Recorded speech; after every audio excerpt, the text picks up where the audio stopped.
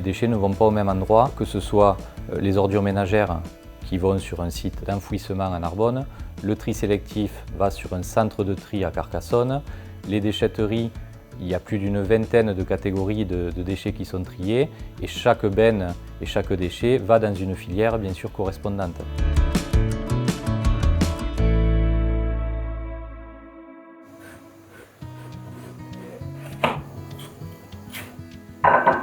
Qu'est-ce que tu vas faire de ces épluchures? On va les mettre dans le bioseau et le bioseau on l'amènera au composteur. 30% des ordures ménagères sont encore composées de biodéchets. Ces biodéchets peuvent finir dans un composteur et donc ne pas être collectés et traités par la collectivité. Donc le meilleur déchet, c'est celui qu'on ne produit pas. Donc conserver chez soi les déchets, les restes de cuisine, les végétaux du jardin, les mettre au compost, les broyer pour faire du paillage pour les plantations, c'est la meilleure des solutions. Nous proposons deux types de composteurs sur notre territoire. Les composteurs individuels pour la somme de 10 € qui sont à retirer au siège de la communauté de communes et le déploiement de composteurs collectifs sur l'ensemble de notre territoire où vous pouvez retrouver sur notre carte interactive les différents points d'implantation des composteurs. Pour réduire les apports de végétaux en déchetterie, la communauté met à disposition gratuitement des broyeurs à végétaux électriques. Tous les mois, une formation est organisée dans les locaux de la communauté de communes autour des broyeurs à végétaux, que ce soit au niveau sécurité et comment savoir les utiliser, mais aussi plein de conseils pour réduire les déchets au quotidien dans notre maison.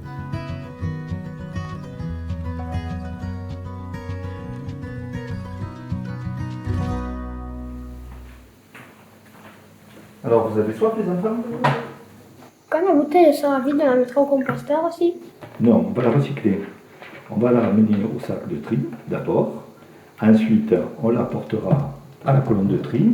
Et après, on le mettra à la colonne. Merci.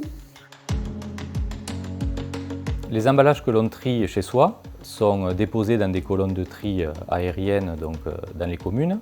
Et les camions qui collectent déversent le contenu de ces colonnes au centre de tri de Carcassonne pour qu'il soit finement trié. Donc on reçoit environ 2000 tonnes pour la communauté des communes de Lézignan-Corbière, de tri sélectif. Le camion se présente au pont bascule.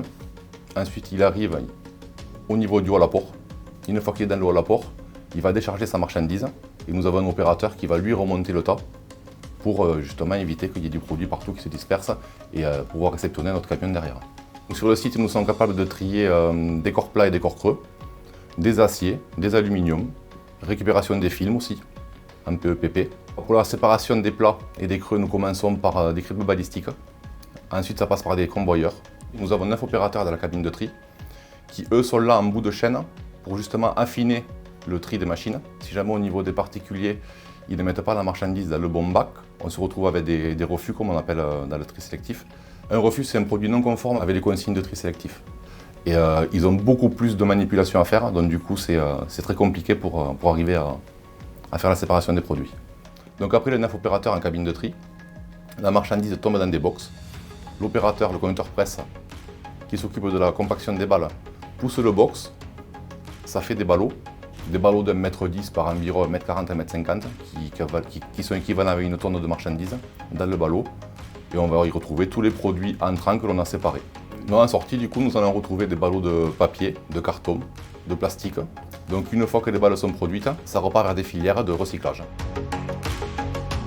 Ces déchets recyclables, une fois triés, sont envoyés vers diverses filières comme des papeteries, des verreries et ils sont recyclés pour refaire d'autres objets à partir de ces déchets recyclables. Papy, t'as cassé de la vaisselle? Eh oui. Et est-ce que ça se recycle? Non, ça ne se recycle pas. Il va falloir les amener aux ordures ménagères, tu vois. Le verre et l'assiette. Oh, c'est dommage. Eh oui. Le reste des déchets qui n'est ni compostable ni recyclable, comme par exemple le balayage des poussières dans la maison, de la vaisselle cassée, qui n'est pas recyclable, termine dans le sac noir et donc dans les bacs d'ordures ménagères. Donc ces bacs sont collectés par la communauté de communes de la région lézignanaise. Les camions sont ensuite envoyés à Narbonne dans un centre d'enfouissement.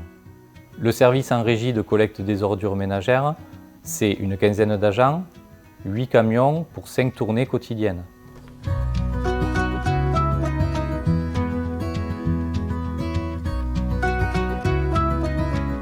qu'on reçoit ici, ce sont les poubelles grises, donc les ordures ménagères, et les refus de tri, donc les déchets ultimes qui ne peuvent pas être triés ailleurs. Le site reçoit 500 à 900 tonnes par jour, ce qui représente à peu près 150 à 160 000 tonnes d'ordures ménagères par an. Lors de son arrivée sur le site, le camion est pesé. Les opérateurs pour bascule vont vérifier qu'il a bien le dossier d'enregistrement préalable à l'acceptation. Le camion est ensuite autorisé à aller vider dans la fosse. Sur le quai de déchargement, nous avons des agents de quai qui sont chargés de s'assurer de la conformité du déchet au déchargement, et également les conducteurs d'engins dans les compacteurs vont s'assurer que le déchet répond bien aux exigences et à nos critères d'acceptation. Ces tonnes de déchets sont compactées en couches successives. Le compactage, ça permet de réduire le volume des ordures ménagères et ça permet également le développement de bactéries dans un milieu anaérobie, donc en absence d'oxygène, et c'est ces bactéries-là qui vont produire du biogaz. L'autre matière qui est produite par cette activité d'enfouissement est la production de lixivia. Le lixivia, c'est vulgairement ce qu'on appelle le jus de poubelle, donc l'eau va percoler à travers les déchets et le casier étant rendu étanche par les normes de réglementation environnementale, on recueille ce lixivia qui est acheminé par gravité dans un bassin et ce lixivia est ensuite traité par une station de traitement avant d'être rejeté dans le milieu naturel. Nous sommes très attentifs au respect de l'environnement. Nous mesurons chaque jour dans notre laboratoire en interne le respect de nos seuils de rejet dans l'air et dans l'eau. Et nous avons également un laboratoire agréé qui vient réaliser des prélèvements mensuellement pour savoir si on ne dépasse pas les valeurs seuils pour lesquels nous sommes autorisés. D'un point de vue environnemental, c'est un site qui est efficace puisque grâce à notre production de biogaz, qu'on transforme en électricité via des moteurs de cogénération, on le réinjecte dans le réseau électrique, d'une part, et d'autre part, on produit de la chaleur qui sert à notre station de traitement sur la partie évaporation du process avant rejet dans le milieu naturel.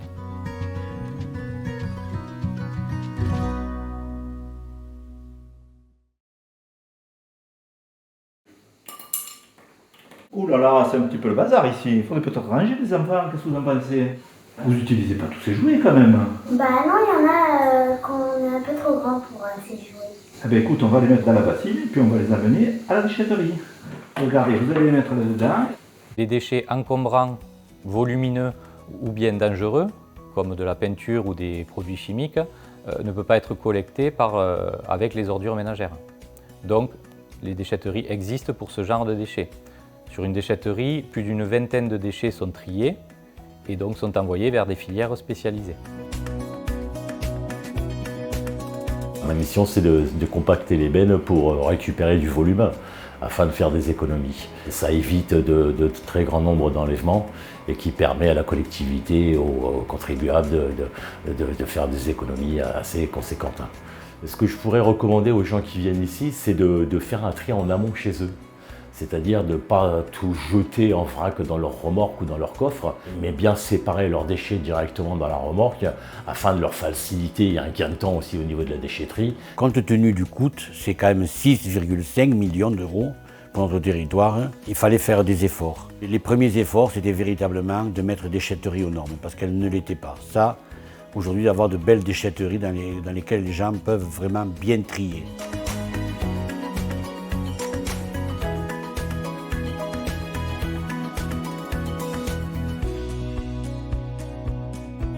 Avec la création des nouvelles déchetteries et la rénovation de certaines déchetteries qui étaient vieillissantes, nous avons intégré le réemploi, c'est-à-dire que les agents de quai, à l'entrée de la déchetterie, filtrent les déchets.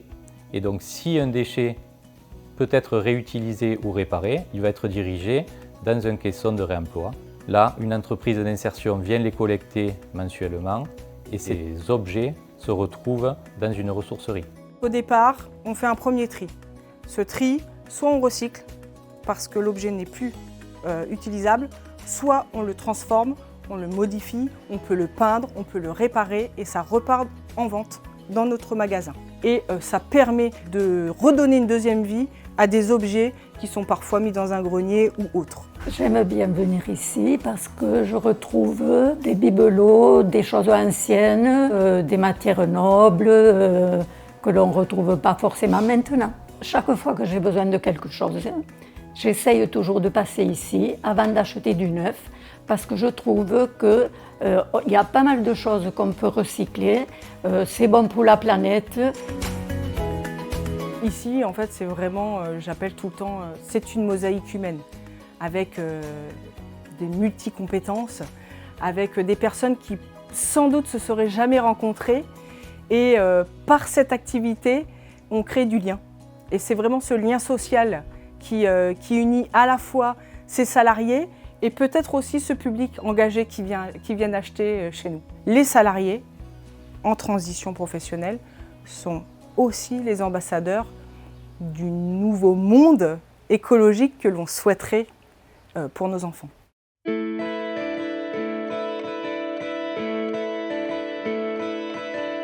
Depuis quelques années, nous trions de mieux en mieux sur le territoire. En effet, les tonnages de verre et d'emballages recyclables augmentent et ceux des ordures ménagères diminuent. Par contre, un effort reste à faire puisqu'il y a encore une grande différence entre ces catégories de déchets. On s'aperçoit que les ordures ménagères baissent légèrement d'année en année. C'est encourageant, mais ce n'est pas suffisant. Donc notre rôle, c'est de faire en sorte que demain, nos déchetteries soient attrayantes, que tout le monde ait conscience qu'il faut trier parce que c'est à ce prix-là que la taxe d'enlèvement d'ordures ménagères pourra diminuer. Pour aider les habitants à mieux trier au quotidien, nous avons le site internet avec une carte interactive où l'on peut consulter très facilement où déposer nos différents déchets. Nous avons édité début 2025 un guide de collecte très synthétique et très pratique, là encore pour mieux trier. Pour faciliter le tri pour nos habitants, nous sommes en train d'évaluer un nouveau dispositif de colonnes enterrées dans les villages. Donc en un même lieu, les habitants auront à disposition les ordures ménagères, le tri sélectif et le verre. Donc de la simplicité et un effet visuel renforcé. Je suis persuadé qu'en allant dans les écoles avec un sac que l'on va ouvrir, on va montrer aux enfants qu'on peut mettre le verre là, qu'on peut mettre le plastique et le carton là. Montrer aux enfants que le tri est essentiel. Et je pense que eux, ce sont les vecteurs futurs qui permettront même d'abord de dire aux parents ce qu'il faut faire, parce que souvent c'est le cas, mais ils seront vraiment conscients qu'il ne faut pas souiller la nature. Si on enlève du sac poubelle tout ce qui est plastique, verre, tout ce qui est carton, papier, si on enlève même ce qu'on peut donner aux poules, si on enlève même ce qu'on peut mettre dans un composteur, il ne reste pratiquement rien. C'est ça, le but, c'est la finalité, c'est ça. Et ce que nous croyons fermement, c'est que c'est avec les jeunes, avec les écoles que nous pourrons demain éduquer toutes ces personnes à aller vers davantage de tri. Et nous avons des actions à mener avec les élèves dans les écoles pour montrer comment on trie, pourquoi on trie et pourquoi c'est bon pour la planète.